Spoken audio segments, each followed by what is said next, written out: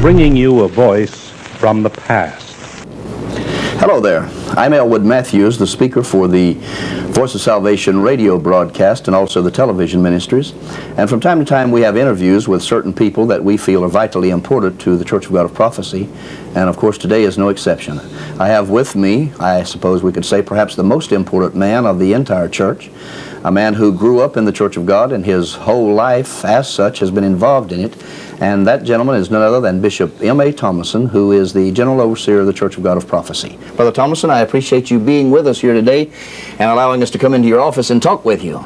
Thank you, Brother Matthews, and it's a pleasure to have you here, and we hope that we'll learn something from the past. Well, I'm sure that we will. We're wanting to talk something about the past and also the present and the future for that matter.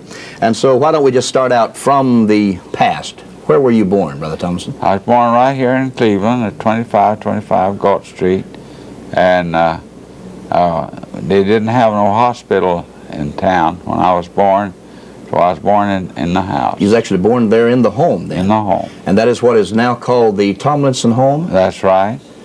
And then you grew up here in the city of Cleveland? Right, here in Cleveland. What was it like growing up in the home of the General Overseer of the Church of God? Well, it was quite an experience. I can look back on it now, and I'm very thankful that I had the opportunity, but at the time I couldn't understand what was going on. Yes, sir. Because my father didn't stay home much.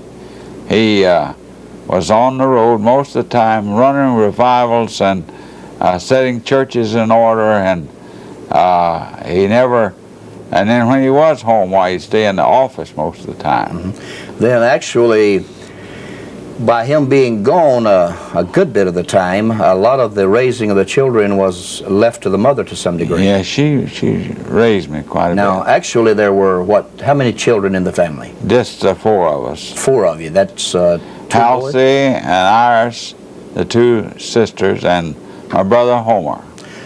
And Sister Tomlinson had a good bit of the responsibility for taking care of you. Did she use the rod like the Bible says, or did she talk to you or pray with you, or all of that? Well, yes. She would call us in and we'd have a season of prayer, and then she'd use, well, I'd have to go get the limbs, you know. We had a cherry tree there, and I'd get the cherry tree limbs and peach tree limbs and bring them in, and she used them. Now, she actually had you to go get your switch then, they used to call it. Right. Now, when your father was at home, you said he was in the office a good bit. Someone told me that he had quite a sense of humor. Was that manifested around the house, or? Well, we'd see him mostly at the dinner table, and he always kept us pretty lively around the dinner table. Is that right? That's right. Now, each one of the children grew up to be Christians. What do you attribute that to, Brother Tomlinson? Well, one time he was out in revival, and he says he was trying to get other people saved, and he decided he'd come home and get his children saved. They wasn't saved at that time, the older ones. See, I wasn't big enough to know much about it, and so he called all the children in and got them saved. He said he'd come home to stay till they was all saved before he'd go out again. And I thought that was good. And I wish that would happen more today, that all of us ministers would see that our children was saved and living for the Lord as much as possible. Now, was your home then a home of prayer continually, or did your father see to it that that was involved? Yeah, Brother Matthews, I never remember the day that we did not have family worship. Every morning, I hear my father going through the hall. After he got through shaving, he'd say, "Worship, worship, worship."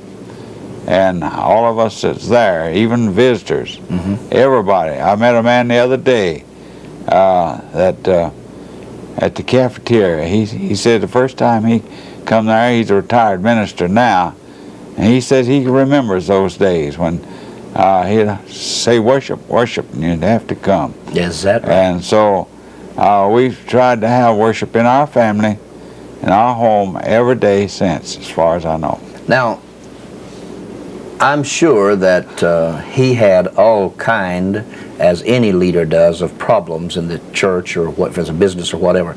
Did he ever discuss any of that at home around the table, or did you ever know any of that type of thing? No, he never did bring his problems home. He'd always, we'd hear him pray, and we'd understand what he'd say, you know, then about, he'd pray for those that was, you know, trying to cause him problems, but he never talked about it at home. Well, I think that might be a good lesson for some of us preachers also. Yes. Not to share all of our church problems and difficulties with the children. I think that's a wise idea. Growing up here, I understand that you saw some of the first, what we would call modern day inventions that were here. Like the first automobile that came into town. Yeah, it's a funny looking contraption, kind of like a buggy, only it didn't have no horse to it. And it had a something, rod there, kind of like they used to steer it with. Now, what about the first airplane? You saw that too? Yes, the first airplane was, I think it was made by Ford Motor Company, and it landed in the old field over where Big Springs area. You know where the Big Springs Baptist Church is? Yes, sir.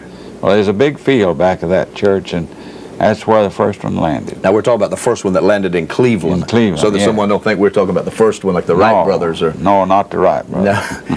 And also, tell me something about the fire engines in the time that you were growing up as a young man. Well, the fire engine then was pulled by horses. Yes, sir. In the early years, and and they had an alarm system that rang in the tower at the courthouse, and I knew every corner where the alarm was, and I'd head for that corner every time the fire alarm would ring.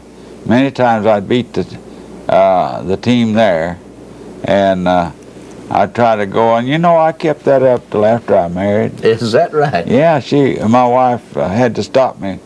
Well, after we got married, said she was just afraid to stay there by herself. But you wanted to go to where the fire was. Yeah. You're pretty much like that in the church business too, aren't you? Oh, I like to see the fire burning. Yes, sir. I think we all do. Well, you mentioned your wife there. She told me that she knew you as you were growing up, and you were pretty mischievous. Oh yes, I like to tease not only her but everyone. I'll tell you one thing that I did, and I don't know, I'm not ashamed of it, but I did it now, and I watched the people shout at church, you know. Yes, sir. And I'd see how they shouted. So whenever I was at home or something, why, my sisters would bring their boyfriends, and they'd give me a nickel to dance like certain ones, you know, and act just like they did at church. And I just wondered if the children gets to see much of that now. I don't know. I think they do, because when they see a little shouting, they do it just the same way. Yeah. Like my little grandson, he does like Brother Linkus. Yeah. And he also does something like you too. So I think all the children, they still do that. They may not get to see as much dancing as they used to, though. Yeah. Well, they shout all over the church, and I had a great time when I was a child coming up. Well, you were coming up in all of that, and you went to school here in Cleveland. Yes. But along in the early 20s, there was a serious problem that took place in the church of what we call the disruption. Right. Now, you were a young man of about 17, somewhere along about that area of the time. And of course, all that your father had worked for, very, very little was left when the disruption came between the brethren there. And he had to start out almost anew. How did that affect you, Brother Tomlinson? Well, of course, I didn't let it affect me too much, because all the other ministers' boys were my friends. Yes, sir. and I just kept playing with them, you know, and associating with them. Even went on to church with them. I don't think they appreciated it much, but I felt like I ought to have friends, and Yes, sir. I'd been with them all my life, and so I just kept a friendship up. Well, and some of those gentlemen are still your friends that you grew up with then? Yes, sir. They're just as good a friend now as it was then. I think that's a beautiful thing, because apparently there was no kind of bitterness or anything that Not between us. And as they grew up, your father never indicated any difficulty or talked about any of those men? He didn't talk about it at home. Only thing that I'd hear him, when he prayed, he'd call out their names and ask the Lord to take care of them. And you know, he always prayed for him. He never said any harm word that I know of about him. And I tell you, he wanted them all to go to heaven. Yes, sir. It's strange how things can get all messed up at times. That's right. And cause such difficulty. You don't realize until sometimes even years later what kind of problems have really existed there. Right. Well, you folks made it through that, and then at the age of 20, about 3 years later, you were converted. Well, no, I didn't. I'll tell you the truth, I got converted several times. Did you? But I never did join the church. Yes, sir. And in 1927, I went to New York and spent the summer. And I got saved then under my brother's ministry. And he took me out to the Atlantic Ocean, baptized me. Is that in the right? Atlantic Ocean. And then when I come back to Cleveland, I joined the church. And that same year I went to the state convention, and that's when I received the baptism of the Holy Ghost at Joe Johnson Avenue in Nashville, Tennessee. Oh, that was the Tennessee State Convention then? Tennessee K-State. You were converted in New York, or you'd been converted before, but you really got a solid foundation. Right. And your brother baptized you. Right. And then I came on down to that same year, you, as such, you received the baptism of the Holy Ghost. Then the next year at the General Assembly, something especially happened to you. As in 28? Yes, sir. Oh, I remember that pretty well. I expect you do. You still remember that one? Yeah. Would you like to tell us about that? Well, of course, I was very interested in all the young ladies, you know, at church, and all, especially the new ones that would come in, and I never did like to see them not have any attention, so I give them as much attention as I could. And of course, I was going with one special at that time, and my wife that I married, she was going with someone. So she decided to go on with her boyfriend. I went on with my girlfriend till about a month before the assembly. And we decided to get married at the 1928 assembly. And of course, you know that is the year that the big business program was launched. They had the Victor leaders, the missionary and band added, and we already had the ABM going and Sunday school, and that was a great year. And from then on, we've been working hard for the church. Well, I guarantee. So you were married to Sister Ina Mae Turner. That's right, Ina Mae Turner. And she had kind of grown up in Florida and here together, but she'd been here for some time. But yet someone told me you asked her to marry you on your first date. That's right. You meant to get her, huh? Right. She'd come down to the house, Sister Lily Duggar, you remember her? Yes, sir. Well, she was helping her to get the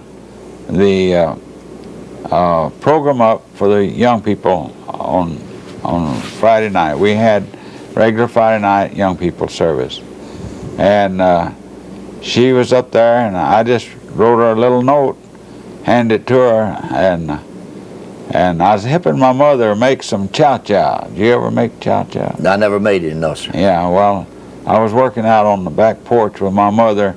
You had to grind it up, you know, and I was doing the grinding, and she was doing the canning. And when she come down, why, we walked home together, and I give her the note. I guess that's when I give her the note. And so we decided to get married at the assembly. Was the note, what was the note? What did it say? Is that when you asked her to marry you with the note? I just says, I'd like for you to marry me, or something like that. I can't remember the exact word. Well, that has been a pretty good little while, you know. But you're still married to the same woman. That's 50, how many years? 50? Oh, mercy. Let's see. It must be about 56 years or something like that. Yes. Yeah. Now, you got married in the General Assembly, during the assembly.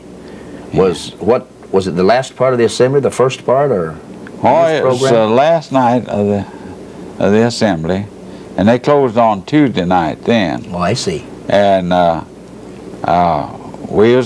she was going to live at her house, and I was going to live at mine, because the rooms were all full. There wasn't no place to go, and so we didn't have money to go on a honeymoon. But you know what? My brother and sisters got together, and brother-in-laws, and they just chipped in the money, and we got enough to go to Atlanta on our honeymoon. Is that right? Yeah. So you let them have the last day of the assembly without you folks? Yes, sir. Well, that was the last night. Yes, sir.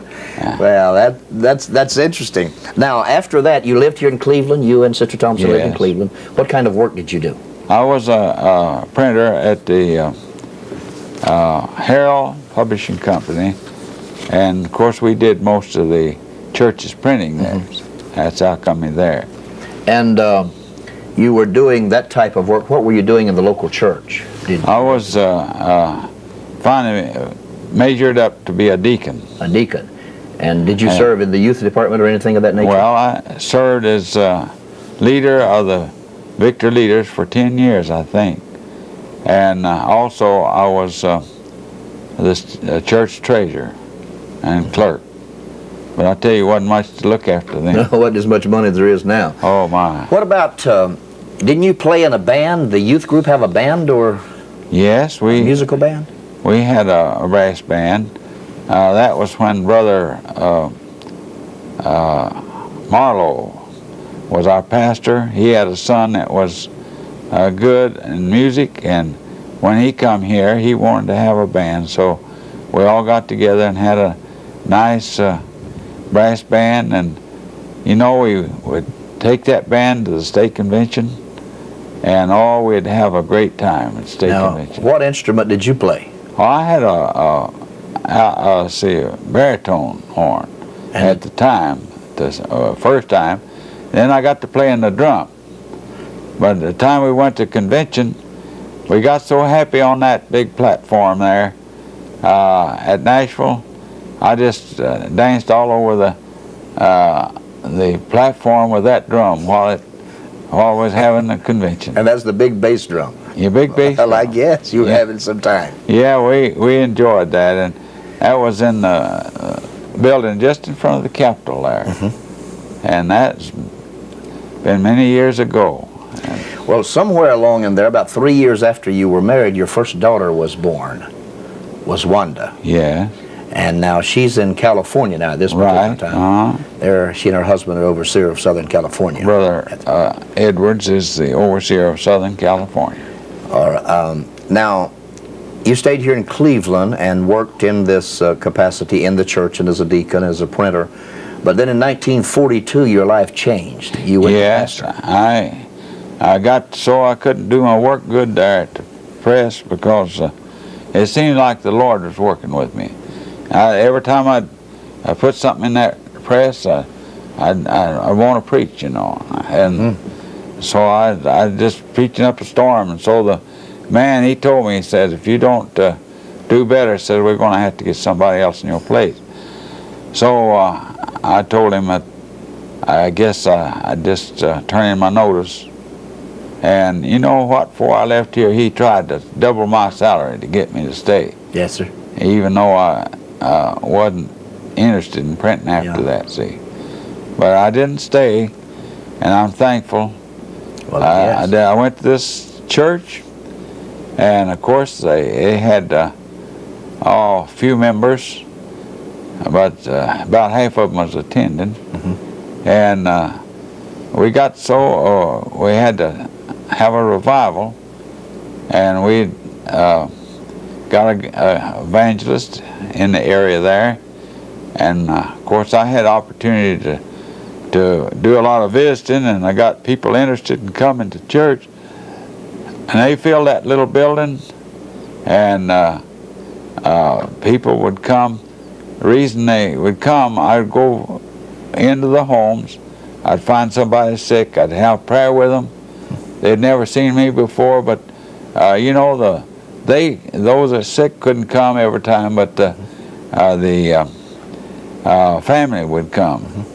And that building got so full, they was just standing out in the streets, and you couldn't believe it. So we had to start building a building before the year was out. Is that right? That's wonderful.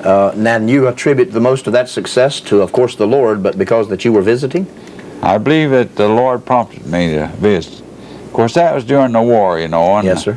They had what they call wardens to go in the houses and check them to see if they was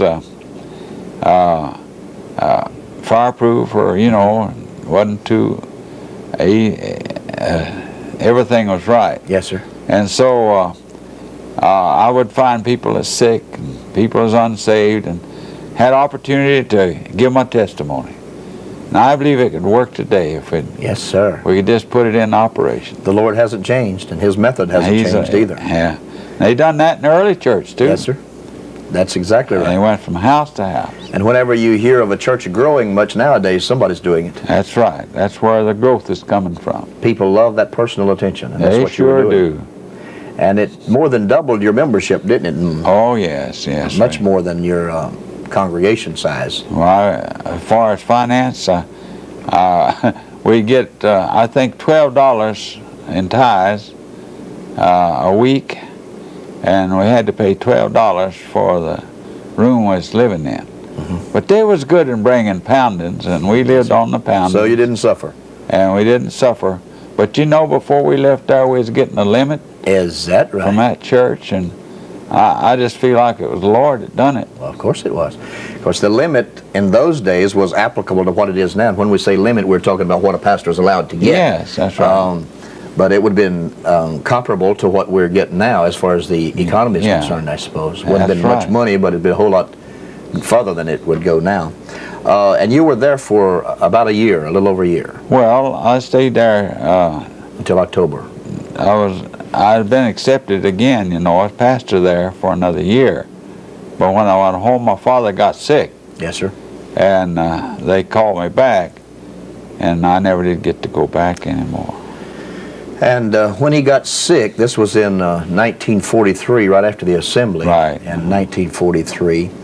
And how long was he sick before he passed away? Just a short time? Just a week or two. He went to this. He went to the fields of wood the day the assembly closed, or day after the assembly closed, and he took sick after he come back from that, and he never did get up anymore. Now, at his death, Brother Tomlinson, a successor had to be chosen. How did that procedure work? Well, it was necessary to call all the overseers in, because the assembly had made arrangements that anything that happened to the general overseer, they should meet and select someone to carry on until the following assembly. Yes, sir. And that's what they did. And of course, I didn't have no idea that I'd be considered, because I hadn't had too much to do with the headquarters, even though my father was there. I'd go in a lot of times and offer my services to him, but he says, "Son, you better let me handle it." And so I just let him handle it. And but I knew that he needed help, because today I know how it is, because it's not easy to try to do it. It's so good that the assembly has provided help now, so we can have all you good brethren here to help Well, sometimes we may cause you more problems than we do you good. But I don't think anybody means to. No, I don't think so. Now, when the overseers, I was reading some of the history, and it said that there were 3 national overseers, or in that day they were called foreign overseers. Yeah. They were also in that meeting that came together. Right. And they made the selection, and of course, they selected you to serve until the assembly. Now, there's been a lot of talk among circles of people that don't know anything about the history much, that there was supposedly a power struggle between you and your brother about that. Would you tell us actually what happened in... Well, he was one of the overseers, you Yes, know, sir. that met, and he and my brother-in-law, A.D. Evans, come home for dinner that day, and they said that they wanted me there.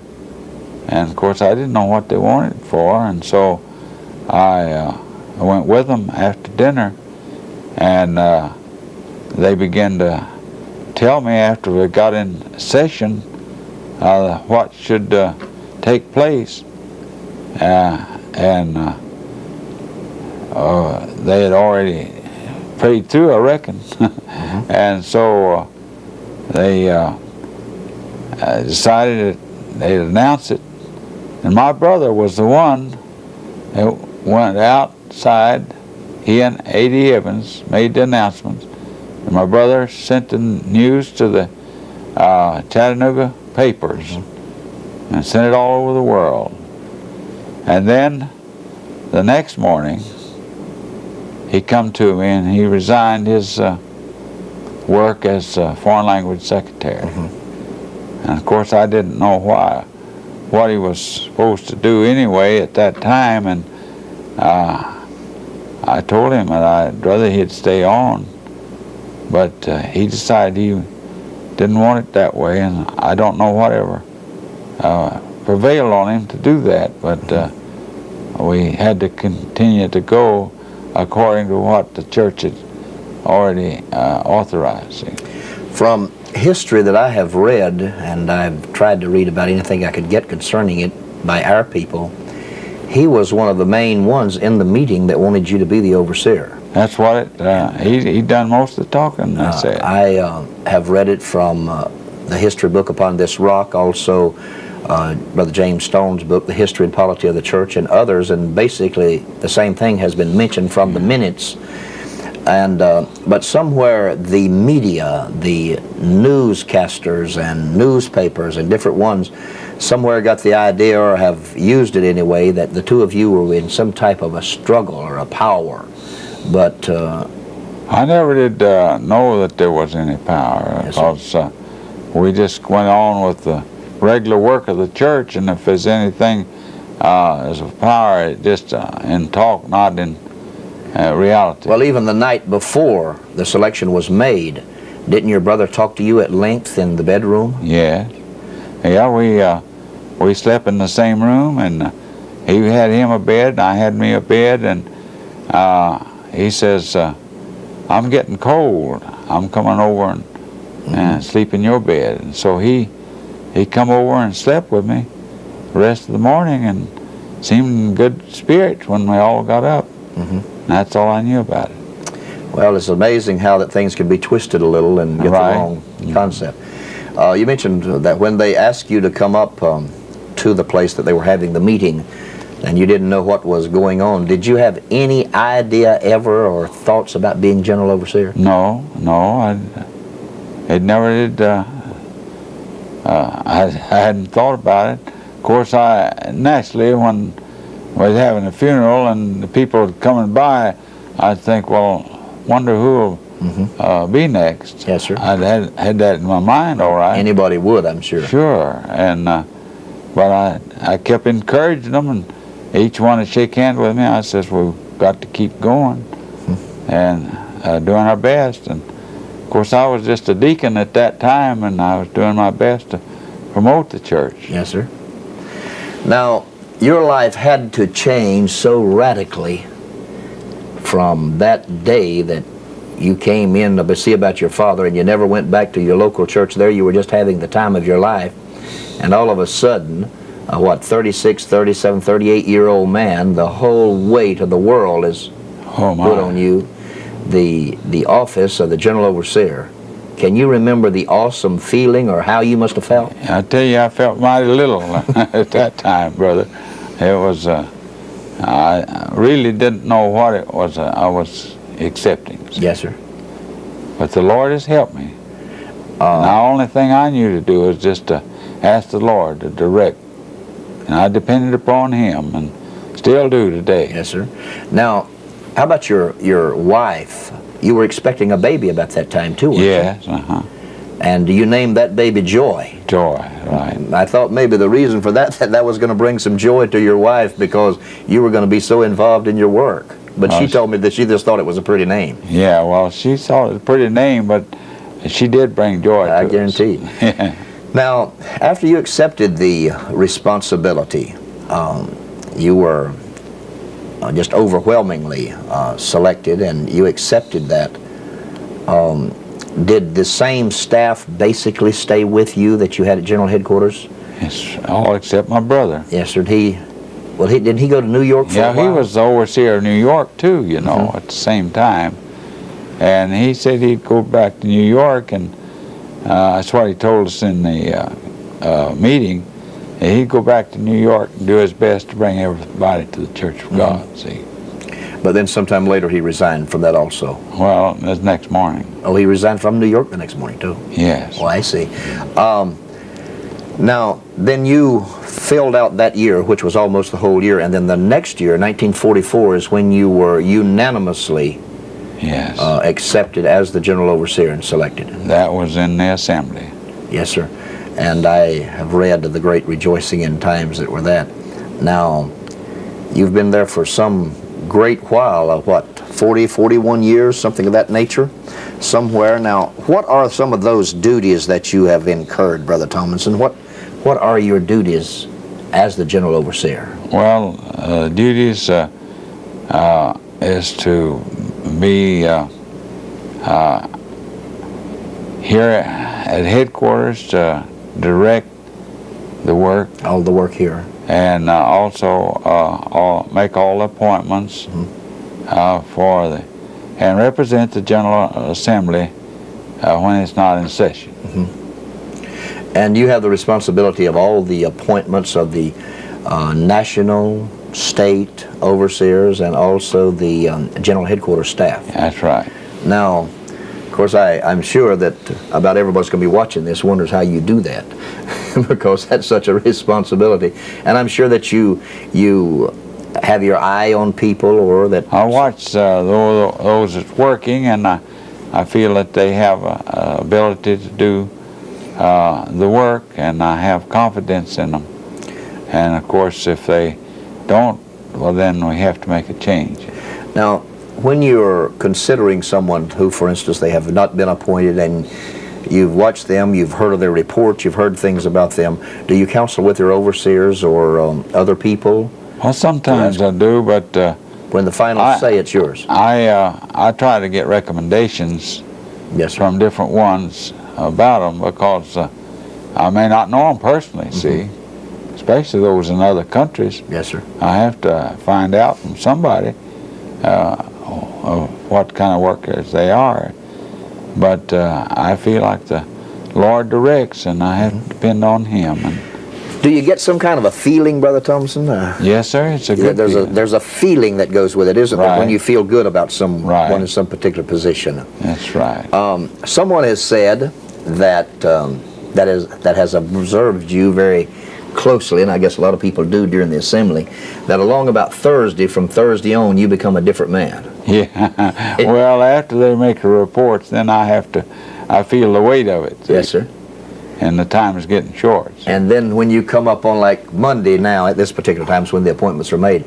I've heard you a lot of times on Monday when you were getting ready to make the appointment say, I feel good. Well, that's when I'd prayed through. And you felt good about your appointments. Yes. You sometimes have to make some that you don't feel that good about? Well, sometimes. I wouldn't want to put you on the spot here. Yeah. One other thing I'd like to mention about your overseer work, and then we'll cover something else. I noticed that the years that I have been here, and I've been either here around Cleveland for almost 25 years.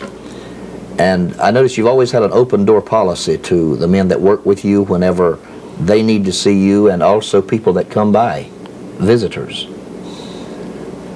Well, yes, I feel like it. This is I'm working for the church, and they're part of the church, and feel like they need some counseling. I'm ready. See. I know that people that are tourists and whatever, they come through, if they're members of the church, they go back to their respective places and say, I was in and I visited with the General Overseer. And I think that's deeply appreciated well, everywhere for that matter. Yeah.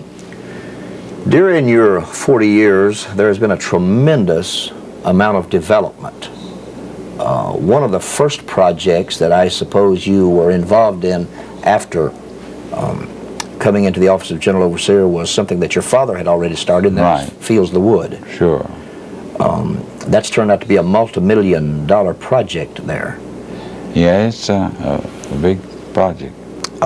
Someone told me just recently that they saw some kind of a video on television, and it just had some flashes of Fields the Wood that I didn't know a thing in the world about. Didn't even know what it was, but they said that it just had flashes of it. So that may be more broadly known than we realize. Yeah, there's a lot of people go there and take pictures and then show them, and it's been in national magazines. Yes, sir.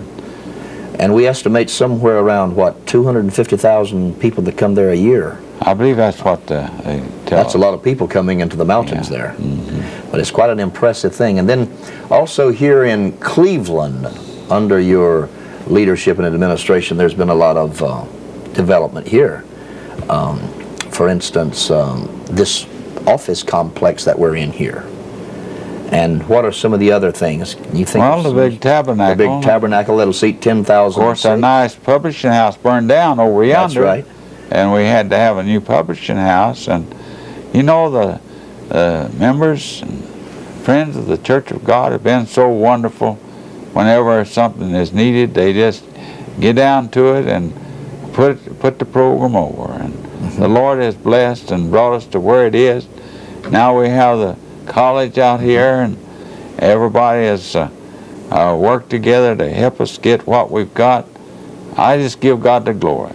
He's really been good to us. And I sure wouldn't want us to leave out the communications area of it that's been developed too. Yes.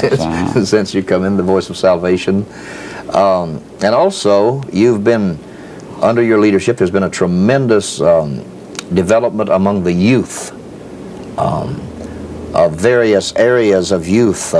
Like we have Mission Home for Children. Yes, we have mission homes in several countries right now, and we did have it here in Cleveland for years, and we tried to take care of children, especially of ministers that they lose their companion. They still preach, they need a place to put them, and we kept them here, but the state laws got so dogmatic or so hard on us that we couldn't measure up, so we just discontinued here. But we have other homes in other nations where it's really needed. And also, you, under your leadership, we have developed youth camps. Yes. Youth mission teams, youth mission corps, and of course did we mention Tomlinson College? Yeah. So all of that has been developed. So it seems that you've had a tremendous interest in young people. Oh, I like young people, and I still feel young as far as feeling is concerned. Of course, I have to give way to the years, you know. Well, you kind of are considered as the chairman of the romance department in the church, too. You're always interested in the young people about their courting and marriage. Well, I like and whatever. to see them get good Church of God companions. See. Yes, sir. And you have a tremendous rapport with them. Young people around, they don't feel intimidated by you. They feel free with you. Well, it makes me feel good. Let's talk a little about the missions now. When you became General Overseer, you had work in some 15, 16 countries. Now we have work in 83 countries. Yeah. Not too long ago, or several years ago now, I guess, you took a trip to visit the mission areas and the countries around the world. Can you give me something of your feeling when you visited with these people for the first time and saw them? Well, that's a great, wonderful opportunity when you go in from one country to the other, and especially after the church accepted the flag, you know. And you could go into an airport and you could see the church flag waving, and you know that you're welcome there, see. And you'd see a great group there. It seemed like they all wanted to come out and give you a welcome.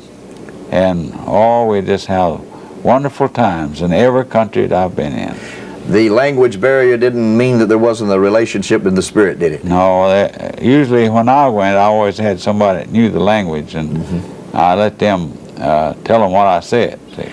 And every country that you went, regardless of what their national flag was, you'd see them waving the church flag, wouldn't Yes, you? sir. That'd be the first thing we'd see. And smiling faces and teeth shining. Oh, my. So happy to have you. Yes, sir. Well, I know that must have been an experience for you, and because your father went to the Bahamas in 1911. Right. Kind of got the work started there, and now to 83 countries.